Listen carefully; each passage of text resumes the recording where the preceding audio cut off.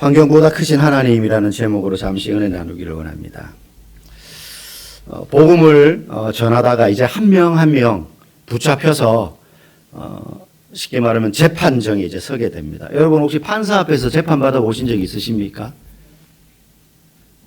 무슨 죄를 지으셨길래 재판을 저 딱 한 번 판사 앞에 가서 재판받은 적이 있습니다.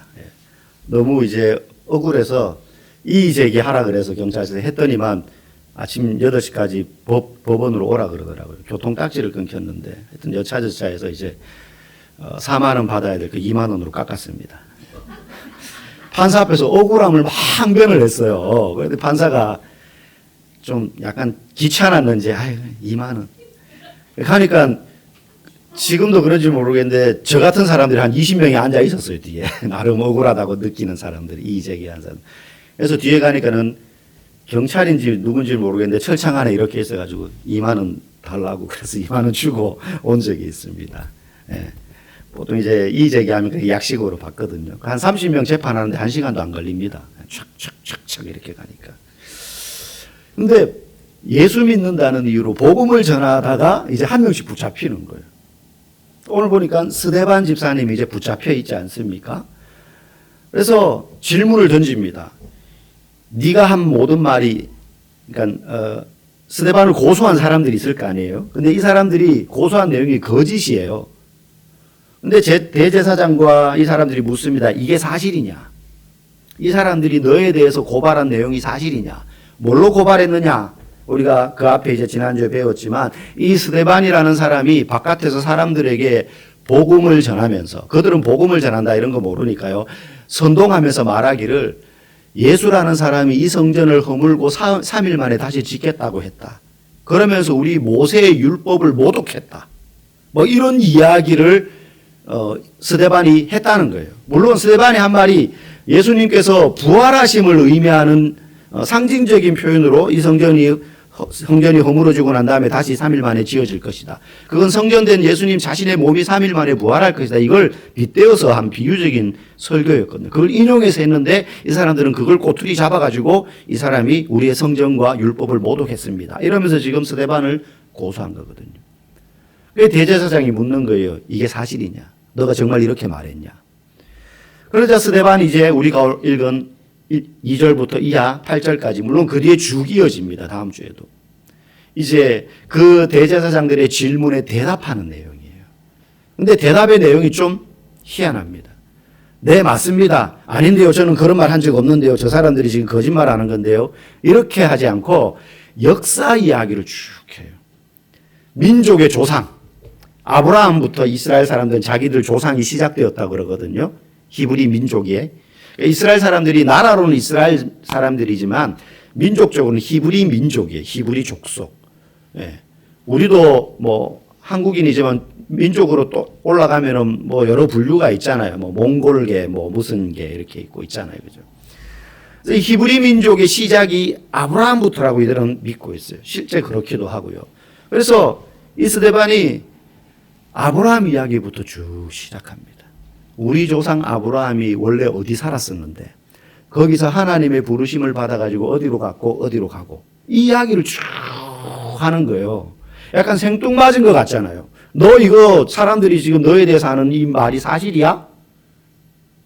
그런데 우리 조상 아브라함이 있잖아 이러면서 쭉 말하는 거예요. 그러면서 오늘 본문의 내용의 핵심은 이겁니다. 우리 아브라함 조상께서 자기가 원래 살던 지역, 지금 이 성경책에 나오는 시대에 이스라엘 민족이 살던 지역은 지금의 그 이스라엘 땅이에요. 지금 현재 이스라엘 민족이 사는 메소포타미아에서 떠나와가지고 사는 팔레스타인 땅, 지금 거기에 지금 살고 있는 거거든요. 근데 아브라함이 애초부터 여기에 틀을 잡은 게 아니라 원래는 저기 갈대아 우르라는 우리 학교 다닐 때 배웠던 4대 문명 발상지, 뭐 황하 문명, 인더스 문명, 또 하나가 이제 메소포타미아 문명 뭐 이렇게 있잖아요. 그 메소포타미아 문명의 발상지인 갈대아 우르라는 지역이 있습니다. 거기에 아브라함이 살고 있었어요. 자기 아버지와 형제들과 함께. 근데 거기서 사는 어느 날 하나님이 나타나셔서 아브라함에게 너의 고향 친척 아비 집을 떠나 내가 너에게 가라고 지시할 땅으로 가라 해서 여행을 하란이라는 지역을 거쳐서 여행해서 도착한 데가 지금 그 가나안 팔레스타인 지역이란 말이죠. 그 얘기를 지금 스데반이 쭉 하는 거예요. 이유가 뭐냐? 우리 하나님은 지금 아브라함 이야기를 하려고 하는 게 아니에요. 스데반은 하나님 이야기를 하려고 하는 거예요. 다시 말해 스데반은 지금 법정에서도 복음을 전하는 거예요. 이 기회에 내가 이 높은 사람들에게 복음을 전해야겠다. 그래서 첫 출발을 아브라함으로부터 삼은 거예요. 우리 하나님은 율법이 있기 전 너네가 거짓 증인들 내세워서 내가 율법을 모독했다 그러고 모세를 모독했다 그러는데 아브라함에게 나타난 하나님은 이미 아브라함에게 나타나셨을 때는 율법도 생기기 전이고 성전도 있기 전이에요. 성막 이런 것도 없을 때예요. 제사제도 이런 것도 없을 때예요. 이미 그때 하나님이 아브라함에게 나타나셔서 이런 일을 하셨어. 나중에 가면 이제 그게 예수 그리스도로 이어집니다. 이 스데반의 변론이지만 설교요. 전도하는 거죠. 그 얘기를 하려고 지금 아브라함 이야기부터 하는 거예요. 너네가 신주 딴지처럼 모시던 그 율법, 이 성전, 건물, 그거 있기 전에 우리 하나님은 이미 아브라함을 통하여서 이런 일을 하셔서 예수 그리스도를 예고하셨어. 그 말을 지금 하려고 이 말을 꺼내는 거죠. 유대인들은 성전, 율법, 또 모세 아브라함부터 행했던 할례 막 이런 걸 되게 중요시 여겼어요. 우리에게는 율법이 있다. 모세가 시내산에서 하나님께로 받은 율법. 그리고 우리에게는 이 성전이 있어. 두 개도 아니고 예루살렘에만 있는 유일한 이 성전. 지금은 다 부서지고 없어요. 흔적만 남아 있습니다. 이 성전. 그리고 우리는 난지 8일 만에 율법에 따라 모든 남자들은 할례를 받기 때문에 우리의 몸은 이 할례를 받는 건 그냥 뭐 위생 이런 측면이 아니고 그들이 행했던 할례는 우리가 아브라함의 자손이다라는 걸 몸에 새기는 하나의 의식이었어요. 그래서 율법, 성전, 할례 이걸 너무너무 중요하게 여겨가지고 이게 있는 우리야말로 선택받은 민족이야. 소위 선민사상 이걸 가지고 있었거든요. 근데 스데반은 지금 말하는 거예요. 아니 하나님은 성전이 있기도 전에 계셨던 분이야. 아브라함이 하나님을 모를 때 이미 하나님은 아브라함을 부르신 분이야. 너네가 중요시 여기는 율법, 성전, 할례 이전에 하나님이 더 중요해. 율법 중요하지만 하나님보다 더 중요하게 여기면 안 돼. 근데 유대인들의 마음속에는 율법이, 성전이, 할례가 자기들이 우월하다는 걸 표시하는 방법이었고 그리고 하나님과 동급으로 놓을 정도로 아주 소중히 여겼어요. 그래서 스데반이 지금 아니라는 거예요. 그래서 스데반이 첫 번째 말하는 건 하나님은 성전 안에만 갇혀 계신 분이 아니다. 유대인들은 그렇게 생각 안 했거든요. 이 성전에 이 시온산, 이 예루살렘 성전 여기에 하나님이 계셔. 여기가 하나님의 집이야. 하나님은 아무데나 계시지 않고 우리와 함께 이 성전에 계신 분이야. 그리고 성전 안에서도 더 거룩히 구별된 지성소, 그 지성소에 놓여있는 법궤에 하나님이 임재하셔. 그래서 과거에도 그들이 블레셋 같은 민족이랑 싸우러 나갈 때 전쟁터에 뭐 들고 나갔습니까? 사울 왕이 법궤 들고 나갔잖아요. 이 성전 성막을 통째로 들고 못 가니까 법궤 들고 나갔어요. 여기 하나님이 계시다. 근데 스데반이 말하는 거예요. 하나님은 성전 안에만 계신 분이 아니라는 거죠. 오늘 2절에 보니까 그래서 스데반이 이렇게 말합니다. 같이 한번 읽어볼까요? 우리 조상 아브라함이 하란에 있기 전 메소포타미아에 있을 때에 영광의 하나님이 그에게 보여. 아까 말씀드린 원래 있었던 갈대아 우르라는 지역이 메소포타미아 지역입니다. 거기서 하나님이 가라고 한 땅, 지금의 가나안 땅, 팔레스타인 땅으로 가기 전에 저 위쪽 삼각형 꼭지점인 하란이라는 지역까지 가거든요. 거기서 머물다가 아버지가 죽어요. 아버지가 죽고 나자 다시 이제 이동해서 가나안 땅에 정착하거든요. 이제 그 말을 하는 거예요. 우리 조상 아브라함이 하란에 있기 전 메소포타미아에 있을 때 하나님이 그에게 보였다. 성전도 없을 때, 예루살렘도 없을 때 하나님은 이미 거기에 계셨다. 어디에? 메소포타미아에. 이방인의 지역에 아브라함에게 나타나셨다는 거예요. 그래서 스데반 자신도 헬라인이란 말이에요. 헬라계 유대인이에요. 그리고 예루살렘 교회에 모였던 사람들 가운데 이방인들도 있어요. 그들에게도 하나님이 나타나셨다는 거죠. 그걸 복음으로 전하고 있는 거예요. 유대인들은 그럴 리가 없다. 하나님은 여기만 계시고 우리하고만 계신 분이야. 아니라는 거죠. 우리도 착각할 때가 있습니다. 신앙생활할 때. 하나님을요, 어떤 특정 공간에, 특정 장소에, 특정 방식으로만 만날 수 있다라고 생각할 때가 있어요. 특정 장소라고 하면 이런 예배당을 말하는 거죠. 여러분, 교회는 건물을 의미하는 게 아니라 교회라는 모임을 의미합니다. 에클레시아, 성도들의 모임이죠. 부르심 받은 자들의 모임. 교회라는 말의 원래 의미는 부름받은 자들 이런 뜻이. 건물이 아니. 이건 그냥 예배 드리는 장소, 예배당이에요. 우리는 그래서 여기에 하나님이 계시다라고 생각을 할 때가 많이 있습니다. 머리로는 알죠. 하나님 어디에나 계셔. 근데 교회 오면 하나님이 더 강력하게 계신 것처럼 여겨요. 그래서 우리는 주일날 교회 오면 옷도 잘 입고 오고 안 하던 화장도 하고 머리도 하고 깨끗하게 해가지고 단정한 모습과 단정한 자세로 와서 예배를 잘 드리고 하나님께 착하게 잘 보이면 된다고 생각합니다. 반대로 교회 밖에 나가면 좀 자유로워져요. 말도 자유로워지고 행동도 자유로워지고 원래 내가 가지고 있는 습성대로 막 삽니다. 한 잔씩 꺾기도 하고 한 대씩 피기도 하고 한 번씩 내려치기도 하고 이렇게. 뭐 그런데 스스럼이 없어요 우리가. 제가 지금 그게 죄다 아니다 그런 말씀을 드리는 게 아니에요. 우리는 머릿속에 은연중에 하나님은 예배당에 계셔. 교회에 계셔.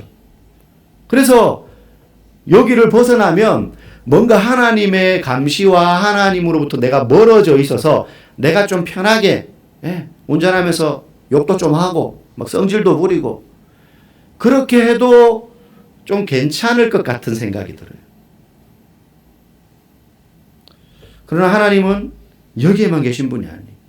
하나님은 여러분 집에도 계시고 여러분 일하는 곳에도 계시고 여러분이 운전하는 차 안에도 계시고 공부하는 학교에도 계시고 홀로 화장실에 앉아있을 때도 하나님 계셔요. 다른 사람을 만나서 수다 떨면서 음담패설을 하고 남을 험담하고 그럴 때도 하나님 거기 계셔요. 들으십니다. 하나님 들으십니다. 또 우리는 특정 방식으로만 하나님을 만날 수 있다라고 생각할 때가 있어요. 예배 순서. 과거에는 예배 순서에 목숨을 걸 때가 있었습니다. 그래서 제가 신학교 처음 가서 배울 때도 예배 모범이라는 걸 배워요. 수업 시간에. 신학교였으니까. 그래서 예배의 순서, 묵찬, 기찬, 설기찬. 이게 기본 뼈대예요. 묵도, 찬송, 기도, 찬송, 설교, 묵찬, 기찬, 설기찬. 이게 예배의 뼈대예요. 그러니까 여기서 뭐가 하나씩 추가되는 건 괜찮은데 여기서 빠지면 안 돼요. 과거에는 그랬어요. 그래서 어느 교회 가도 예배 순서가 똑같았어요. 묵도하심으로 예배를 시작하겠습니다 하면서 종을 땡 치죠. 예전에 교회 다니신 분들 알죠? 여기 종이 있어요. 큰 교회는 쫙 줄로 땡깁니다. 소요롱처럼 땡 칩니다. 네. 요즘은 그런 교회가 잘 없죠. 땡 치면 그때부터는 다 수다 떨다가도 침묵해야 돼요. 요 순서를 어기면 안 된다는 거죠. 또 교회 전통이라는 방식에 얽매일 때가 있습니다. 제가 대학부 때부터 저희 모교에서 예배 시간 공중 찬양을 인도했어요. 이제 찬양팀하고 혼자 부르기도 하고 전도사 때도 찬양 인도하고 뭐 다 했어요. 그러니까 되게 스트레스 받아요. 지금은 이제 뭐 우리 교회에서 그렇지 않지만 성도들이 많다 보면 요구가 다 다른 거예요. 왜? 복음성가만 부르냐 이거예요. 복음성가는 노래가 아니라는 거예요. 찬송가를 불러야 된다 이거예요. 어른 성도들 중에 그런 분들 되게 많았어요. 그러니까 막 나이 많으신 성도들이 젊은 저한테 직접 이야기하기는 뭐하니까 막 목사님 통해서 말하는 거예요. 왜 저 전도사가 찬양 인도하는 때는 찬송가를 안 부르냐. 찬송가를 불러요. 보통 찬양 인도할 때 4곡 내지 5곡을 부른단 말이에요. 그래서 찬송가를 한 곡 넣어요. 그럼 왜 한 곡밖에 안 넣냐. 반은 찬송가를 최소한 불러야지. 그래서 찬송가를 많이 넣잖아요. 그러면 젊은 성도분들이 왜 찬송가만 부르냐 또 이래요. 왜 찬송가만 부르냐, 재미없다 이런 거죠. 우리는 특정, 또 어떤 성도분이 왜 이 교회는 새벽기도, 목사님이 새벽기도 안 하냐. 실제 새벽 예배 없는 교회들이 요즘 많아지고 있어요. 제가 아는 어떤 유명한, 이름만 대면 알만한 한국교회 유명한 설교자 목사님이세요.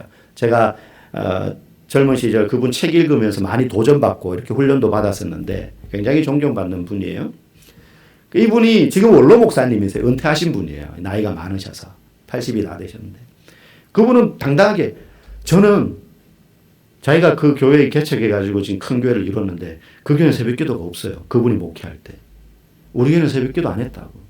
사람들이 막 오만 소리 다 하는 거예요. 성도들도 이야기하고 동료 목사님들도 왜 박 목사 왜 새벽기도 안 하냐, 뭐 새벽기도 안 하고도 부흥하니까 배짱이냐 막 이러면서 막 성도들도 왜 목사님 우리 교회는 새벽기도 안 합니까? 목사님은 내가 새벽잠이 많아서 못 일어나요. 본인이 나 새벽잠 많아서 난 5시에 나와서 설교 못한다. 입이 안 풀려가지고 안 된다. 새벽기도 하고 싶은 사람은 교회 문 열어놓을 테니까 나와서 기도하고 가라. 본인은 새벽 예배를 안 나왔어요. 그러면서 그분이 하는 말이, 새벽 예배가 성경 어디에 있냐. 전 세계에서 새벽 예배 드린 나라는 우리나라밖에 없다. 새벽 예배는 그냥 우리나라의 한국 교회 전통이지 율법도 아니고 하나님의 말씀도 아니고 성경에도 없고 그렇게 하는 나라도 어디에 없고 그냥 우리나라의 전통인데 내가 그걸 왜 꼭 지켜야 되냐. 가만히 듣다 보면 내가 이거를 진작에 들었어야 되는데 그러면 용기를 얻었을 텐데 이미 이제 출발했기 때문에 어쩔 수가 없습니다. 이제. 그러니까 우리는 특정 방식, 특정 장소, 특정 순서에 얽매여서 요렇게 해야 하나님 만나고 여기에만 하나님이 계셔라는 생각을 할 때가 있다는 거예요. 그러다 보니까 교회 안에서의 우리의 삶과 교회 밖에서의 우리의 삶, 예배 드릴 때의 내 모습과 일할 때의 내 모습이 달라져 버려요. 이걸 이분법적인 신앙생활이라 그래요. 우리가 어느 순간 그게 익숙해져 버렸어요. 회사에서는 회사 일하는 거고 교회 오면 성도가 되는 거예요. 아닙니다. 우리는 주일날 교회에 왔을 때나 평일날 일을 할 때나 공부할 때나 집에 있을 때나 우리는 성도라는 정체성을 잊어버리면 안 돼요. 내 삶이 예배다. 내 삶이 예배다. 두 번째, 오늘 스데반의 설교에서 우리가 알 수 있는 것은요, 지금 없음을 견디는 게 믿음이다라는 거예요. 지금 없음. 지금 내게 뭐가 없어요. 기도했는데도. 기도했는데 뭐가 하늘에서 당장 떨어지지 않아요. 그 시간을 견디는 게 믿음이라는 거죠. 믿음은 어디서 판결나느냐? 바로바로 답이 주어질 때는 누구나 믿음이 좋아 보입니다. 근데 아무리 부르짖고 기도하는데도 변화가 없을 것 같을 때, 그럼에도 불구하고 견디며 계속 기도하는 사람과 에이씨 해봤자 소용없네. 절에나 가봐야지. 요때 믿음이 판가름 나는 거예요. 아 이제 기도 그만해야지. 요때 믿음이 판가름 나는 거예요. 우리는 믿음 좋은 사람에 대한 착각이 있습니다. 믿음 좋은 사람들 보면 기도 응답을 잘 받는 것 같아요. 저 사람은 어려움이 찾아오도 기도만 하면 어려움이 다 해결되고 인생에 고난이 없는 것 같아요. 늘 기뻐하며 그렇게 사는 것 같아요. 저 사람은 하나님이 특별히 도와주시는 것 같아요. 근데 사실은 믿음 좋은 사람은 어떤 사람이냐? 기도 응답이 없을 때도 잘 견디는 사람이에요. 배가 난파선에 흔들리는데 그 난파선 가운데에도 두려움 없이 자기가 해야 될 일을 하면서 닷줄을 붙잡고 노를 젓는 사람이 믿음 있는 사람이에요. 잔잔한 바다에서 막 노젓고 잘하다가 풍랑이니까 무서워서 고개 숙이고 자기 할 일 안 하는 사람은 믿음 없는 사람이에요. 고난 가운데도 인내하며 기도하는 사람이 사실은 믿음 좋은 사람이지, 그래서 그가 응답받는 거예요. 좀 하다가 힘드니까 배고프니까 아프니까 좀 지치니까 아유 그만하자 할 만큼 했다. 그러니 우리가 응답과 결실을 못 보는 거죠. 5절 말씀에 스데반은 이렇게 이야기합니다. 우리 같이 읽어보겠습니다. 그러나 여기서 발붙일 만한 땅도 유업으로 주지 아니하시고 다만 이 땅을 아직 자식도 없는 그와 그의 후손에게 소유로 주신다고 약속하셨으며, 무슨 말이냐면 아까 아브라함이 메소포타미아에서 하란을 지나 지금 이 가나안 땅, 팔레스타인 땅에 왔을 때 하나님이 이 땅을 아브라함 너에게 주겠다, 너의 후손에게 주겠다라고 약속하시는 걸 믿고 왔거든요.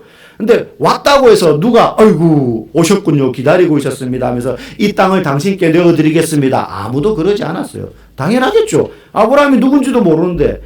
그 땅에 원래 살던 사람들의 입장에서 보면 아브라함은 불청객이고 이방인이란 말이죠. 왔는데 아직 발붙일 만한 땅도 하나님이 유업으로 안 줬어요. 그리고 이 땅을 아브라함 너와 너의 자손들에게 주겠다고 이야기했는데 정작 아브라함은 자식이 없어요. 아직도. 가나안 땅에 왔는데 자식이 없어. 그러니까 무슨 약속이 이루어질 것 같은 요만한 김이라도 보이고 연기라도 피어오르면 아 지금 뭔가 될라나 보다, 하나님 뭔가 주실라나 보다, 뭐 이게 되는데 기대가 품어지고 소망이 있는데 전혀 가능성이 안 보이는 거죠. 그런데 그 상황에서 아브라함은 그 약속을 붙잡고 그 땅에 온 거예요. 눈에 보이는 결과물, 손에 잡히는 어떤 것이 하나도 없고 그럼에도 불구하고 그렇게 해주겠다는 약속 하나 믿고 고향을 떠나 가나안 땅으로 왔어요. 그런데 왔는데도 불구하고 변한 건 하나도 없어요. 고향에서 그냥 정착해서 자리 잡고 사는데 자기의 삶의 터전을 고스란히 옮긴다는 게 그 당시에는 목숨을 걸어야 되는 일이에요. 요즘처럼 전화해가지고 이삿짐 센터에서 와가지고 싹 해주고 나는 몸만 가면 되는 그런 게 아니에요. 살던 지역을 떠나는 건 그때는 죽음을 각오하는 일이에요.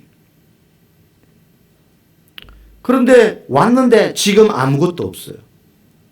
여러분, 그때부터 아브라함의 믿음이 저울질되는 거예요. 지금 없는데도 그 약속을 믿고 그 땅에 거하며 하나님의 때를 기다리고 인내하며 견디는, 그게 믿음이라는 거예요. 그런데 그냥 견디는 게 아닙니다. 여러분, 우리가 기도할 때 기도해놓고 그냥 견디는 게 아니에요. 물론 기도하는 게 좋죠. 아브라함은 그런 환경에도 불구하고 낯선 땅에 갔습니다. 아직 땅도 없고 자식도 없어요. 그런데 견딘다는 건 그냥 주신다고 하셨으니까 이렇게 살다 보면 때가 되면 하나님 주시겠지 하고 입 벌리고 나무 밑에 과일이 떨어지기를 앉아서 기다리는 게 아니라 지금 있는 내 자리에서 그 약속을 믿고 최선의 순종을 하는 게 견디는 방법이에요.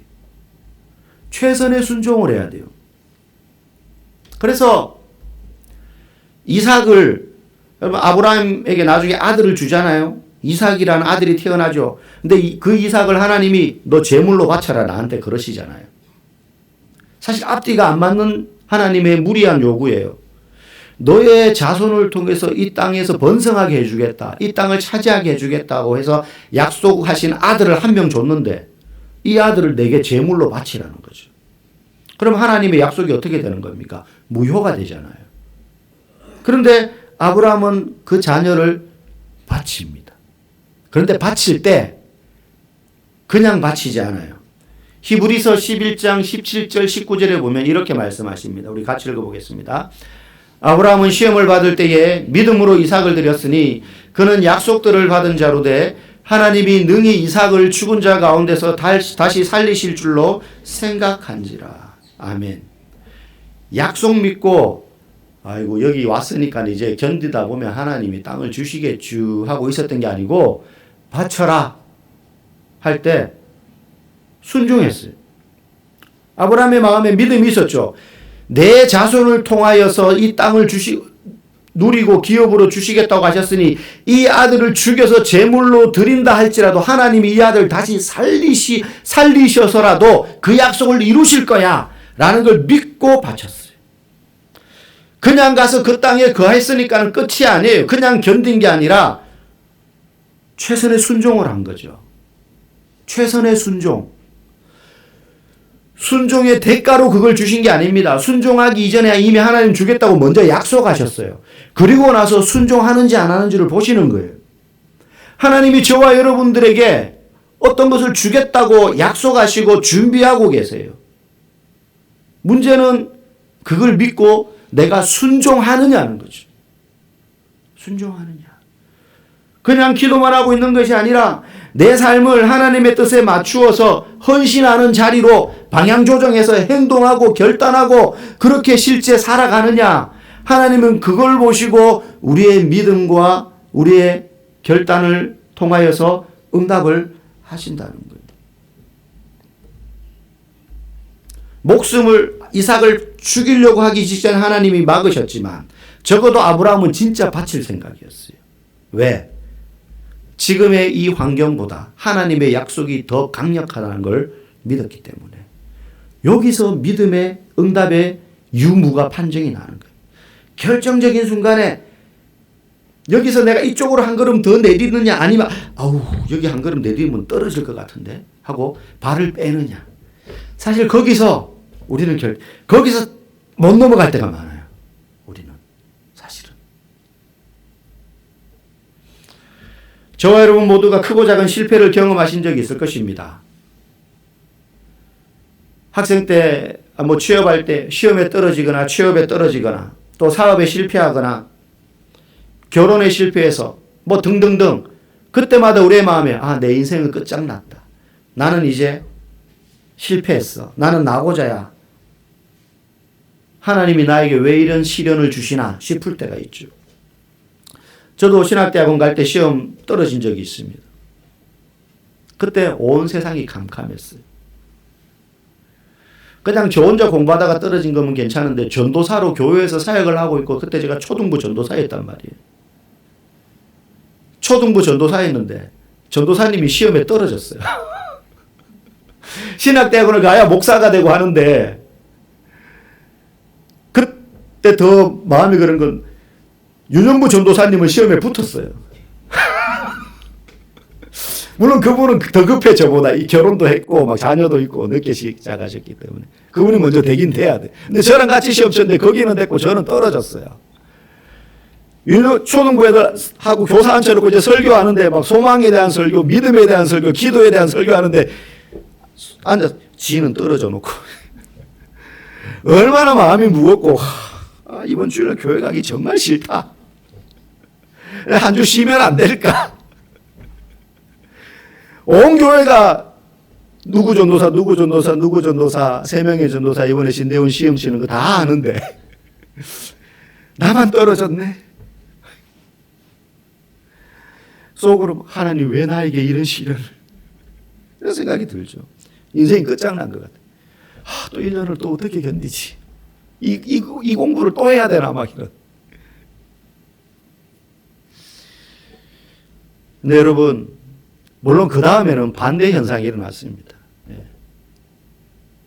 3명이 쳤는데 저만 붙고 다른 분이 떨어졌어요. 너무 미안해가지고 기뻐하지도 못하겠더라고요. 그 결과 제가 깨달은 게 있어요. 성도는요, 예수 믿는 성도에게 실패란 없어요. 다만 성공으로 가는 과정만 있을 뿐이에요. 우리가 실패처럼 보이는 그 일도 사실은 하나님께서 우리를 성공으로 이끄시는 과정이에요. 실패가 끝이 아니라는 거예요. 그때 그게 끝이었으면 제가 어떻게 여러분 앞에 지금 서 있겠습니까? 너무 속이 쓰리고 아프고 괴롭고 한 후유증이 한 2달 가더라고요. 공부 다시 시작해야 하는데 도저히 다시 시작을 엄두도 안 나고 아무것도 안 하고 싶다 사역도 하기 싫고 교회도 가기 싫고 그런 거죠. 근데 실패가 아니라 성공으로 가는 과정이었어요. 내가 원하는 속도와 방법과 그 길로 가지 않는다고 해서 실패요 끝이 아니라는 거예요. 이혼했어요. 사업 실패했어요. 취업에 떨어졌어요. 시험에 떨어졌어요. 끝이 아닙니다. 우리는 끝이요 실패라고 생각하지만 하나님께서는 여전히 자신의 방법과 속도와 길로 우리의 인생을 인도해 가신 것을 믿기 때문에, 그 환경보다 크신 하나님을 믿기 때문에 우리는 아브라함처럼 오늘도 그 약속을 기다리며 기도하며 우리가 할 수 있는 최선의 순종을 하는 것뿐인 거죠. 마지막으로 오늘 이 스데반의 설교를 통해서 우리가 깨달을 수 있는 것은 하나님은 세대를 넘어서라도 약속은 반드시 성취하시는 분이라는 거예요. 우리 마지막 8절 말씀 한번 읽어보겠습니다. 할례 언약을 아브라함에게 주셨더니 이삭이 야곱을, 야곱이 우리 12조상을 낳으니라. 아멘. 아브라함, 정말 터지지 않는, 뭔가 손에 잡히는 게 하나도 없어 보이는, 그곳에 왔는데도 불구하고 이루어지는 게 하나도 없는 시절을 보내던 고난의 시기가 있었지만 결국 그 시간들을 통해서 이스라엘 민족의 12조상, 지금도 이스라엘 사람들은 자기가 어느 지파인지 다 알아요. 우리가 아는 12아들, 야곱의 12아들들. 그 지파를 따라서 지금도 그들은 살고 있어요. 하나님의 약속이 한 사람의 생애를 넘어서 흘러가요. 믿음은요, 내 손에 당장 결과를 보는 것도 있지만은 하나님이 일하시는 것에 내가 참여하는 것만으로도 우리에게는 큰 은혜가 있는 것이 믿음의 영향력이에요. 여러분, 수많은 독립운동가들이 일제시대 때 독립을 위해서 자신의 목숨을 내어 던졌어요. 그들의 공통된 목적과 꿈은 자주 독립이었어요. 그런데 현실은 어땠느냐? 대부분의 독립운동가들이 광복을 보지 못하고 광복 이전에 투옥되거나 다 죽었어요. 추방당하거나. 광복 이전에 죽은 독립운동가들의 삶이 실패이고 독립이 오지 않은 것입니까? 아닙니다. 그들이 꽃잎처럼 뿌린 그들의 목숨이 자양분이 되어서 결국은 더 길어질 일제의 시간이 앞당겨져서 독립을 맞이하게 된 거죠. 결과를 그들 자신은 보지 못했을지 몰라도 그 일에 참여함으로 그 결과가 그들에게도 오게 된 거예요. 그 후손들이 맛을 보게 된 거죠. 저와 여러분도 기도하고 있지만 아직 응답받지 못한 기도들이 있을 것입니다. 최근에 우리의 가정에 일어난 큰 문제, 해결돼야 될 과제들, 이런 것 때문에 지금도 가슴 부여잡고 기도하는 분 계실 것입니다.